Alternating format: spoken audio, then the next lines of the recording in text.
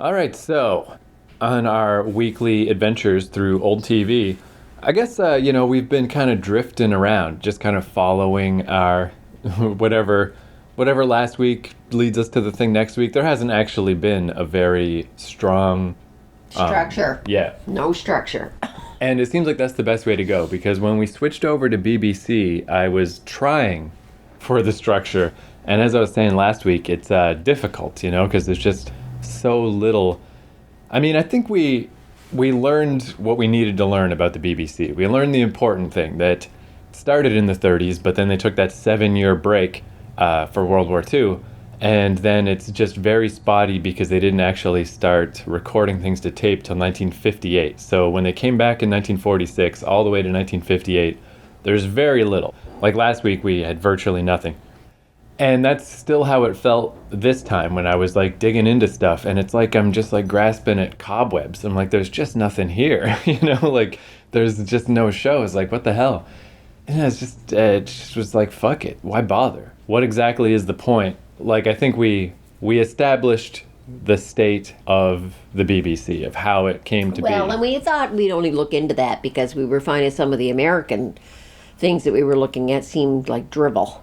So we thought that maybe the British were producing something with more substance at the time, but it's very shaky in that period. They're just seem to be developing it, right? And their government, for sure. BBC is sponsored by the government, paid for by the government. But it seems very spotty and shaky, whereas the Americans are moving right along. By this same time, there'd be a whole lot of structure going on with them. Some of their family shows are getting, they were kind of shaky in this period. But yet they had dramas, westerns, game shows, all kinds of stuff that they were producing. Right. And I don't know if they had structure either, but they were producing big time. Because even, I think we got pretty lucky that they made that 1946 in review thing. But even that, like just so different. Where like I just can't get over that one that was the soldier returning from the Burma. Yeah, and just how just dour and depressing it was. So basically I figured like I could keep trying to force this agenda of trying to chronologically go through, but what's the point? It's just every week I'm just going to say the same thing. There's almost nothing. Here's a weird random thing I found, whatever. So just as I was just feeling demoralized, of like this is just too hard to find stuff, just when you're searching things, just like on the side, other things will pop up of like, oh, this is vaguely related to what you were looking for. So this is actually a pretty big jump. This has taken us all the way to 1962, just because I saw this on the side and I'm like, you know what? Okay. Nuts to this research and trying to go through all this like dour old stuff that barely exists. Let's just watch something ridiculous and fun and just completely flip it. But it's still British, it's still black and white, it's close enough. And I would think by 1962 they would probably be getting their act together. I assume so, yeah. So this is Fireball XL5. Does that ring any bells? Never heard of it. So First thing I heard, that sounds scientific though, like science. Right. So this thing, it ran for one season, 39 episodes, and you'll definitely recognize it right away because it wasn't the first marionette show. There were a couple that came before it. But this was the last one filmed in black and white, and it was followed by Captain Scarlet and Thunderbirds. It's one of those shows. Oh, yeah, okay. So it's the little, weird the puppets. Little vignettes there, yeah, the little puppets, yeah. So yeah, I think to us, especially Thunderbirds is the most famous one. Captain Scarlet a little bit. So this is the one that came before, and it's still black and white. And so I'm like, yeah, let's just fuck it. Let's just watch that. So, basically, the stuff I looked up about it is they called this process super Marionation because they wanted to bring more respectability to puppeteering. They thought if they called it puppeteering, kind of like how Jim Henson made up the Muppets instead of puppets. Like, let's just call it something else. And this aired on, this is just again shows how little I understand the ecosystem of British TV. So it aired on Associated Television, ATV, which is within the Independent Television Network, or ITV. ITV started in 1955 to provide a commercial competition to the BBC. So this was the other thing. That would be like CBC and CTV. Right. Yeah. This show also aired on NBC, and this was surprising to me because I feel like those marionette shows are so famous, especially Thunderbirds, but this was the only one that ever aired on an American network. It aired on NBC. So I looked that up because I was like, that's weird because everybody knows about Thunderbirds. I saw it on TV here. It was like when I was a kid, one of the Thunderbirds movies or whatever. But it turns out the other shows, Thunderbirds and Captain Scarlet, they played in like 60 countries. They definitely played in Canada, but not in America. In America, they only had this one. And this show is often confused with Space Patrol, which we watched before, because the two teams, they used to be one team. And one team split off and made Fireball, and the other team split off and made Space Patrol. So I guess we can just see, I feel like those are pretty hard boots to fill. Space Patrol was pretty good. So I guess we'll see if Fireball XL5, how it lives up to Space Patrol.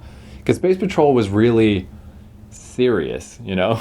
It was a little marionettes, but it was like that. They went to that alien planet, and the aliens communicated with them, and were like, people are here poaching us and all that stuff. It was really pretty good. Whereas if Fireball's anything like Thunderbirds, it's going to be way more kiddish, I think. So this is the first ever episode. It's called Planet 46, and it aired October 10th, 1962. So, yeah, instead of digging through the deep, dark, cobwebby archives of nothingness that are the early BBC, I'm like, the hell with it. Puppets. We're watching Super Marionette. What is it called? Marionettes.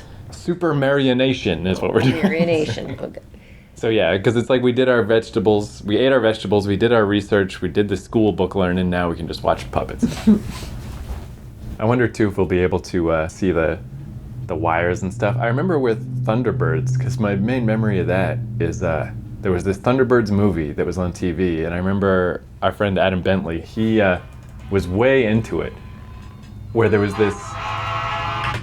this part in the Thunderbirds movie where it was like they landed a rocket on a moving platform, there was like a platform with wheels that was riding along, and then they landed this thing on, and he just couldn't get over how awesome it was. He's like, oh, you gotta watch this part, because like that's all strings and marionette crap, and they made that thing land on that thing, and like, so I don't know, we'll see how their string technology is.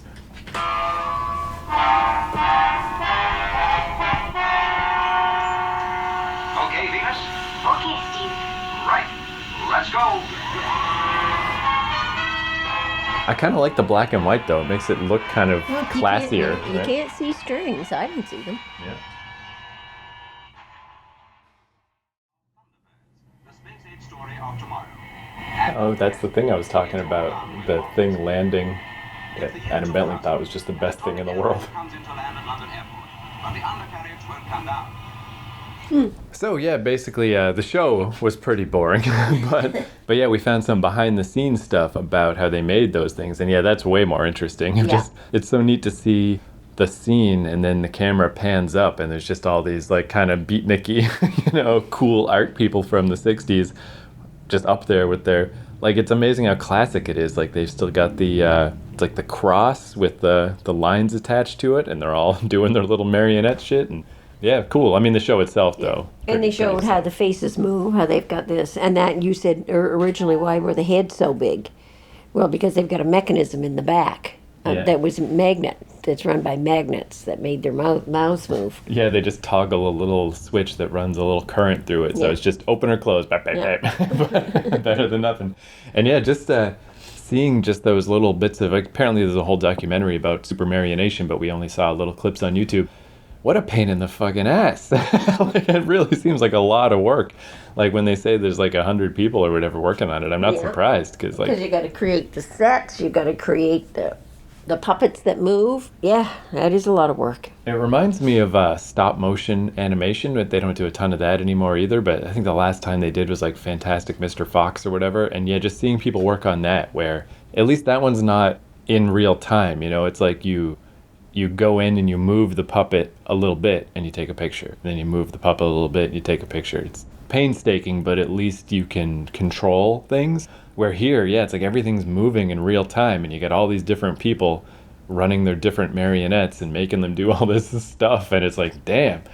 Yeah, like you really would need. It does remind me a lot of the Jim Henson Muppet stuff, in a different way, but like very specialized skills to make all this stuff work. And yeah, again, it's like, it's honestly not that great. It's like, it was so cool when it first started, where we're like, whoa, look at that little rocket and it explodes and real fire. And then 20 minutes later, you're like, yeah, okay. The plot wasn't, well, I first suppose they put so much effort and expense and time into the creation of the thing that the storyline was pretty Yeah, I think, like, great. Space Patrol really did feel similar, but I think I liked Space Patrol better because Space Patrol was also fairly stiff, but it just had more of a grown-up bent to it, where this felt like it was for kids, but surely even a kid would get bored of watching Steve, whatever his name was, Steve Zenith or whatever, literally just like having tea and taking a nap. You know what's funny too is between this and that Sherlock Holmes pilot from last week, so far these have been the least British shows imaginable. Everyone is like American as hell. You know, Steve's all cleft chin and like he looked exactly like those Team America guys. And I forgot the guy's name already, but the professor? Yeah. Yeah. Well, it spoke just like Walter Brennan. Yeah, exactly. Yeah. Hey there, Steve. We are in outer space. Like, the only one who was British was the robot. On our way home. You know, he didn't pronounce his H's.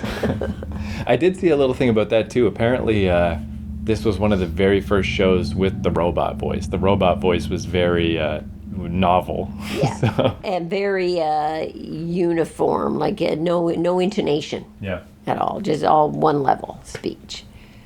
Which So- is what we used to think of in the good old days. I always thought that robots talked like that they couldn't have any emotion or feeling. They just spoke at one level. Yeah, I was wondering when did Doctor Who start? Because it's obviously very Doctor Dalek-y. Who, I think, if you checked, is 1962. Maybe. So around the same time. Maybe not. Yeah, I think the original Doctor Who, that old gray-haired guy, was the. Yeah, I think he's. I think he's 62. Because yeah, it's interesting to think that like oscilloscopes or whatever they used, like that was brand new technology Yeah, and to see, make a robot Daleks, voice. they talk like that. Yeah. We are the Daleks. I assume they didn't have really All at many, one level. very few options probably for robot voices. Because yeah, it was it was new tech. So yeah, I guess what I'd say from that is it's interesting to see that in 2014 they made a whole documentary about the super marionetting. I forget that. I can never super Marionation. They made a whole documentary about it. So if I was ever to dig into this more, that's what I would watch. Not necessarily the shows themselves, because yeah, that was pretty slow. Pretty slow. Oh, you know, the other thing that made me think of too is, yeah, just how it does have that feeling of kids playing with their toys. It's like the grown-up version of that. Let's just play with very complicated toys and very meticulously make a show out of it. It reminds me of when you see behind-the-scenes stuff about Star Wars. That's kind of like the secret sauce that made Star Wars so good. Like, that wasn't for another 10 years. But, like, obviously George Lucas is just a hack, and the Star Wars plot is very rote, and, like, that's not what was good about it, you know? What was good about it was, like... special effects. Yeah. Yeah. And that was a very similar thing. It was, like, all these young nerds, basically. Like, these young guys who just loved this crap, who just made... you know, spaceship models and stuff in their spare time. So when they had the opportunity to make a Death Star or make a Star Destroyer and make all these intricate models, they're the ones who spared no time and like, we'll just stay up forever. We'll work as hard as we have to work to make this good. And when they were putting all their effort into that, and they were selling the product, whoever was buying it up, like the show itself, the storyline, I get the impression that, oh, well, it's just for kids anyway, so who cares whether it's a good storyline or not? And you got that impression with a whole lot of this early TV that you're watching. They weren't gearing for an older audience that would be very enticed by the intelligence of it, which is what, even though some of this stuff in the original Doctor Who's was very poorly done, very poorly produced, the storyline was more... always had a twist in it, and it was not just like for kids, because oftentimes I find with these shows when they're doing them for kids, they dumb them down as if kids are dumb. You could make a really good show for kids that kids would love. that has a bit of intelligence to it, a bit of maturity to it. Kids buy right into that stuff. But there's a certain breed of producer out there that believes that you dumb it down because it's for kids and they're dumb. It's funny too, yeah, And because it's too bad because it's not true. especially with science fiction, like I always think of sci-fi as the place you go to for if you want to have a moral or a deeper message or a twist or something, that's where you go. But there was definitely some period where that started to be the case. Like by the time you get to Star Trek, it's like the Yeah. people that are Star black Trek on one side has- and white on the other Most side or of the whatever. Star Trek messages have a story Yeah. about prejudice, about love, about people in other parts of the world of the universe who are just like us, but they're different in color and species, but their thoughts are the same. The basic thoughts that humanity has, they also have them. And that was a show that appealed to kids and to adults. And I feel like that never really changed since then. Like to this day, when I watch a science fiction show, you expect it on some level to have some kind of a deeper message. But yeah, there was this Buck Rogers, Flash Gordon, Fireball XL5 era where that was not the case. Yeah. It was just very rote action stories, and it was purely the fact that there was a rocket in it is the only thing that made it cool. Yeah, because I guess of these early things we've watched, if you had to pinpoint the genre that most often has a weird twist, it's just like the crime shows. And they were obviously intended for older people because they're about murders and such. But yeah, the other genres were playing it pretty safe. Anyway, well, I'm glad that one's over. Yep, there we go. The There's technical stuff was great, but the show itself. So next week, I don't know. You know what I was thinking for next week? This is just weird because it jumps us off of the BBC thing we were doing. But when we were looking up that actor, Walter Brennan. and you remembered he was in Petticoat Junction. And Yeah. Petticoat Junction started in the early 60s and was black and white for a couple of seasons, and then it went to color. I was thinking, why don't we just make that our cutoff at this point, is just as long as it's still black and white, it's old enough. I just want to know what Petticoat Junction is. I've always yeah. heard about it. You check out Petticoat Junction then. So next week we'll do Petticoat Junction, and then I'll probably mosey back toward England. Because I feel like our England sojourn is going so poorly because it's all the most Americanized England shows imaginable.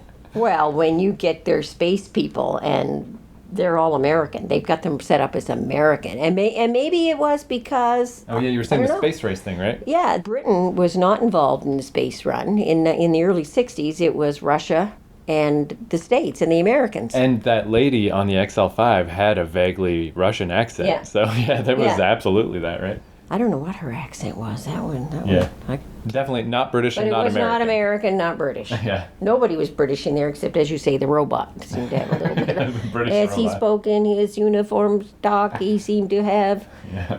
some British connection. Because he said "ohm" instead of home. So yeah, next week we'll just take a random sojourn to Petticoat Junction, and we'll see how that goes. Okay.